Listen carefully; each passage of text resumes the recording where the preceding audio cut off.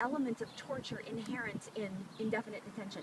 Amnesty has taken a really strong stand against torture of all forms, and that used to be the United States baseline. We were morally opposed to torture in all forms. That was the amazing thing about our country, is we did not believe that you had to torture people to get justice. But to me, let me tell you, I would rather be waterboarded every single day than kept indefinitely and not know when I'm gonna get out. To wake up every morning and go, maybe I'll get out, maybe I won't. The president said it was a priority for me to either get charged or released. That would be the most devastating pit of despair to be in emotionally, knowing there is no end date on the calendar. Yeah. So I want to hear your thoughts on that. Yeah. Well, yeah, and that's one of the awful things about Guantanamo is that these people haven't been charged. We say that it's a great hypocrisy of our country, really, that we have these foundational principles that, such as due process, the right to a fair trial, and so forth, and we're not following it in these cases. And we've set up this kind of extrajudicial system that avoids us having to use these principles. But if they're principles, if they're things that we believe that all people should have, then it really shouldn't matter whether we consider these prisoners to be American citizens or not. Everyone should have them. That's what our country really believes. And that's also something that's basically part of the international human rights framework that our country has signed and helped to form. And yet now we're violating these principles. And you're right, it's really horrible that these people don't know when they're going to get out. In fact, now most of them are on a hunger strike in Guantanamo right now. It's been going on for a couple of months, and some of them are being force-fed food because the U.S. doesn't want them to die there from starvation. But it just shows how desperate they are. That they're being held, without a trial, and many of them, if not all of them, we don't know, who's really innocent and who isn't, because there hasn't been a trial. But many of them are completely innocent, and they're just being held there, and they're away from their family. There's a famous case of Shaker Amer, who's a British citizen, and he recently has written a couple of op-ed pieces where he talks about how he really just wants to be home to watch his kids grow and so forth, and he's joined the hunger strike because there's just no way to get get the ball rolling, to get any kind of due process happening. He hasn't been charged with anything. It seems apparent that they don't have anything on him, or they would have charged him with something.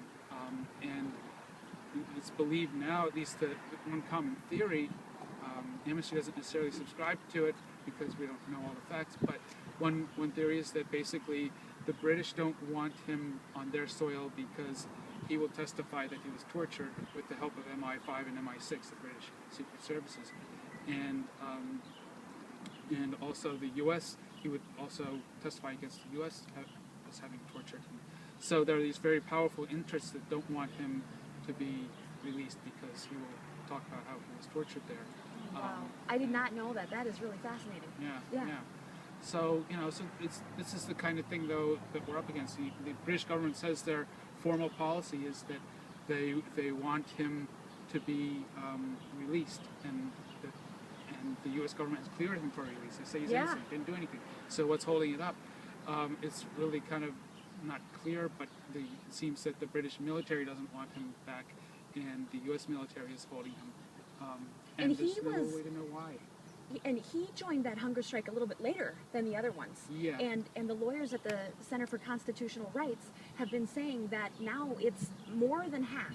The military just recently in the Washington Post updated it. They are admitting and acknowledging now that half of the detainees are on the hunger strike. Mm-hmm. And from what I understand from the Center for Constitutional Rights and Shaker Amer's lawyer, he joined it later, but he has lost 30 pounds. I mean, this is not a huge guy to begin with. For him to lose 30 pounds, he's got to be just gaunt. And what they're saying, what their lawyers are saying, is that they're not able to make as many phone calls, that there's been a new tension in the prison, and that many of the detainees feel the only way I'm getting out of here is in a coffin. Mm. Yeah, and well, he has said words to that effect, that he would rather die, just to support his principles, and he would rather die with some dignity than go on living like he's been living in this prison without any dignity. And strapping, what they're doing is they strap them to a table for 26 hours, insert a catheter, insert that feeding tube, and that is so unethical to torture someone in that way and humiliate and degrade them. And I do not want them to die. I would like to give them a jury trial and either sentence them or release them. But to humiliate someone like that is so morally wrong, and in our country's name, it's such a violation of due process and everything that we stand for, that you don't get detained unless you are charged with a crime, and then you get a trial. Yeah. You know, all 166 of them could be guilty of something. We don't know. But it's time for the government to prove that. The burden of proof lies on the government's shoulder. If they are guilty, prove it. You know, present the evidence and we get have them a court convicted. system that can do that, and it has done. Our court system has convicted hundreds of people on terrorism charges. The federal courts are very effective at that. They have the means to do it, and they have the precedent in their system to do it. The military tribunals are kind of winging it. That it's not. This is a very uncommon thing. So they don't really have any precedents to go by in their previous cases. But we have this federal court system that's shown to be effective for it. And if there are people who have done terrorism against the U.S. or anyone else, then then put them on trial. But if not, then they should be released. It's one of the founding principles of our country, and it's something that we believe should apply to everyone, whether they're citizens of the U.S. or not. It's just what our country believes in. Yep. And President Obama said in May of 2009, right after he was elected and inaugurated, and we were all filled with this hope that he was finally going to close Guantanamo, he said that Guantanamo set back America's strongest currency in the world, and that is our moral authority. Do you feel that, because he doesn't have to be reelected now, does that make him more likely or less likely to finally get the ball rolling on closing Gitmo? Because he could executive order it closed tomorrow. He could do that. That's true. Yeah, I don't know, but I don't know what the politics of it are. I just know that Amnesty International has taken this firm stance from the beginning that Guantanamo should be closed. It's outside of any legal framework really, and it's been a place where torture has happened. There's very little transparency. There's no accountability to the American people for what goes on there, and so. He said, you're right, when he took office, it was I think the first or second day he signed an executive order to close Guantanamo, and as soon as it ran into political opposition, he kind of caved in, and now he seems to be, they've made plans to spend another $200 million to upgrade the facilities there, and so it seems that they're going in the wrong direction. It seems that they actually have intentions of maintaining it and keeping it there, and that's a huge mistake. It's hard to know what the real implications are as far as America's moral authority. But yes, one credible theory is that it will undermine our moral authority, and whether it does or not, it's just plain wrong. It's immoral, and it's a violation of many international human rights laws, and so we should be closing it. Awesome. Well, before you and I close, please tell everybody how they can get involved in Amnesty International. Yes. Oh yeah, please. Thank you. It's easy to get involved with Amnesty International. You can go to aiusa.org, and there's a little section at the top of the page there where you can click join, and there are local groups, both student groups in colleges and high schools, and also local groups of non-students in most big cities and many small cities, and so yeah, join in it. And even if you don't want to join a group, you can get involved with our online actions. You can write letters on your own. There are lots of campaigns, and it's also a great source of information, that website. So aiusa.org is the place to go. Awesome. And I'm going to tweet the link to the Amnesty International petition that they've got going on right now to our government, that is to say stop using drones and close Guantanamo. So I will make sure that I tweet those. And I just want to thank you so much for being such an awesome first interview here in Nathan Hale Park. Thank you so much, Aaron, for being here. Yeah, thank you. It's a pleasure. Awesome. And now for some progressive Patriot reflections on the issues. We are here in Nathan Hale Park today because Nathan Hale was a true patriot, and he died not so that he would have the right to vote, so that we would. He died during the Revolutionary War in 1776, not so that he would have the right to freedom of religion and freedom of speech and freedom of the press, but so that we would, and so that all Americans to follow would have those rights. He died not so that he would have the right to due process in a court of law guaranteed by the Fifth Amendment to the Constitution, but so that we would, because he didn't get due process in a court of law. He didn't get a jury trial. He got executed. He got publicly executed without ever being charged with a crime or getting a trial in a court of law. Now, when we say that it is okay for our government to detain people indefinitely without charge or trial, we're saying that it's okay for our government to do what the British Crown did. When we say that it is okay for our government to execute people without charge or trial, we are saying that it is okay for our government to do what the British Crown did. Now, I am here as a progressive patriot because I believe in the Constitution and I believe in the Bill of Rights.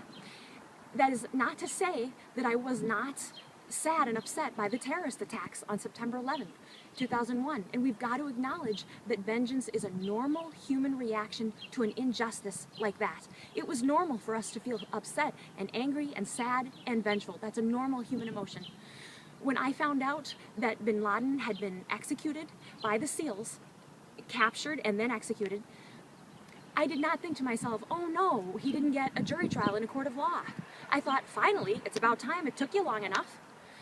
Now, I didn't feel bad that he didn't get a jury trial, but later I felt bad for not feeling bad, and that's my moral compass. That is my internal voice of authority that tells me that we've got to uphold our Constitution. My moral compass is firmly anchored in my awareness of the difference between right and wrong, and also in patriotism, which to me is intense gratitude for Nathan Hale, for every Revolutionary War vet, for all veterans past and present who are happy to die for freedom.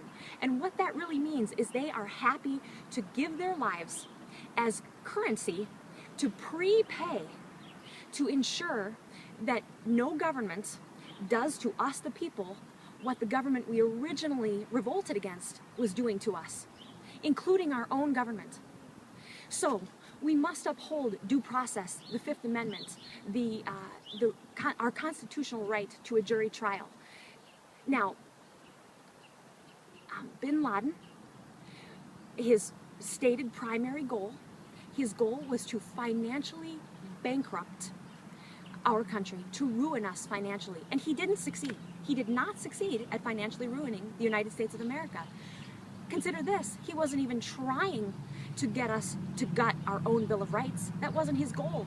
And yet he succeeded in getting us to give away our freedoms, our constitutional rights, our right to a jury trial, our right to due process. He succeeded in that, and that was not even his goal. And when we let him succeed, we betray our moral compass and our national moral compass, which is our Bill of Rights. Our Bill of Rights, imagine it as the good angel on our shoulder that says, hey guys, when we indefinitely detain people without charge or trial, we're acting like a fascist regime. When we execute people without charge or trial, we're doing what a fascist dictator would do. We must not let bin Laden's legacy be the evisceration of our Bill of Rights. We must ask our government to stop doing the very things that the British Crown did. And now consider this. When we use drones, when President Obama orders the execution of people with drones, it's very similar to how Osama bin Laden ordered the execution of people using a manned aerial vehicle, airplanes, on September 11th. Bin Laden had predetermined that they were guilty of a crime and deserved death without a trial, and he ordered their execution using an airplane flying into the Twin Towers. When President Obama orders the execution of people that he has determined are guilty of a crime and do not deserve a jury trial, but instead deserve public execution, he is using an unmanned aerial vehicle. This is a terrible irony that an unmanned vehicle and a manned vehicle are both being used, have both been used to carry out these executions without jury trial, without upholding due process. And it is absolutely tragic that we would allow this dead man to have such power of influence over us that we would betray not only our national moral compass, our Bill of Rights, but some of the most bright and proudest moments in American history. Thank you so much for tuning in to the very first Nathan Hale Park interview. Please follow me on Twitter at Sarah__Reynolds and at my blog messages2millennials.com, and subscribe to this channel so that you know when the next Nathan Hale Park interview will be up. Thank you so much for tuning in.